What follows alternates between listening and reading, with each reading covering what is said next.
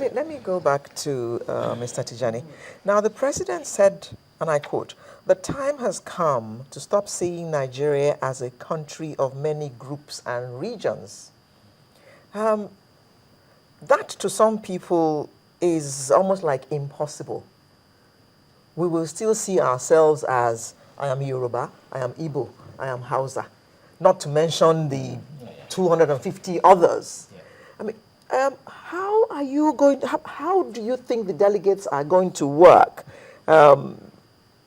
especially in this regard? What are you expecting them to come up with that will make us stop seeing ourselves as I am this or I am that before you see yourself as a Nigerian?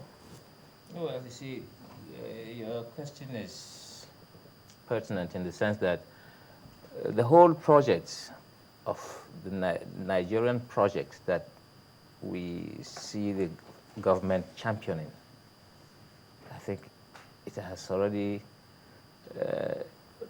time has taken over, the timetable.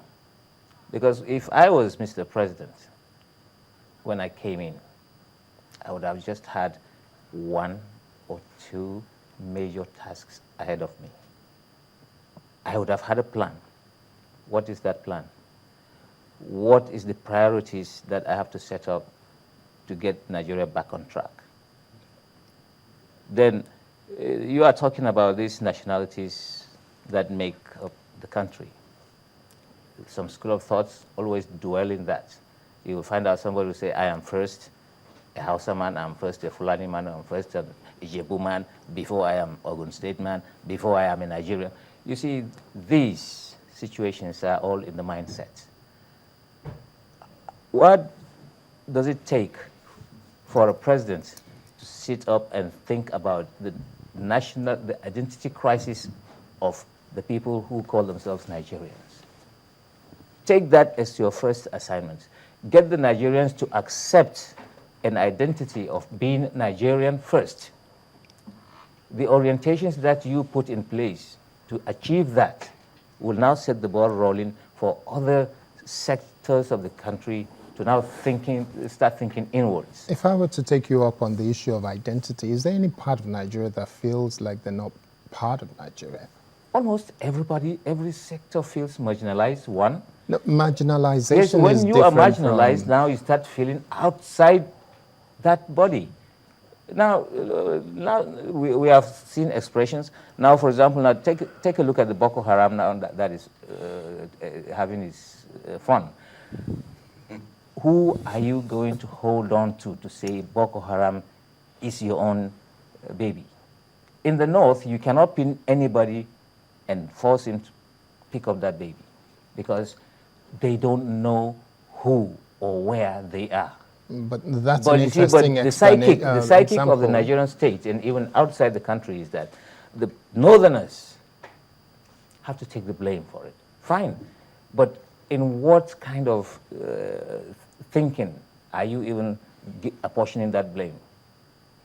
You see, because if you now put a gun on a northerner's head, he cannot be able to tell you the story of Boko Haram, where to pick them and whatever. Okay. But now, as a northerner, I feel pained every time the northerner is just painted blankly.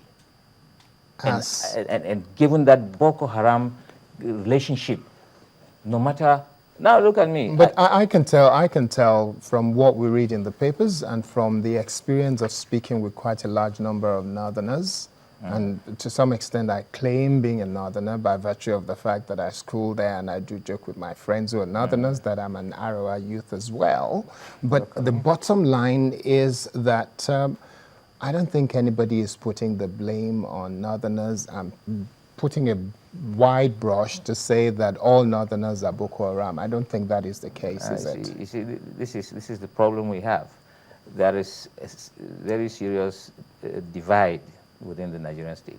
The ordinary man on the street, who is the most important person in the country, his thinking is so divorced from the real players of governance.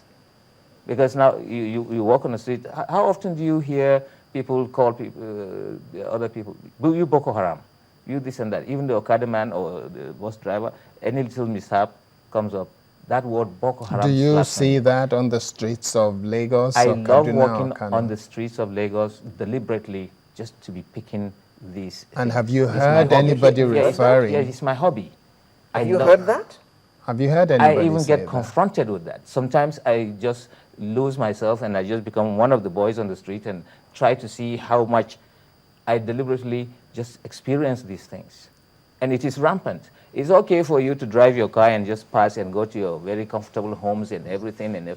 But the real Nigerians on the ground, because I don't call somebody who is comfortable today a real Nigerian. The real Nigerians are those Nigerians who are average and just below average. Okay, that will be a conversation for another day. Yes.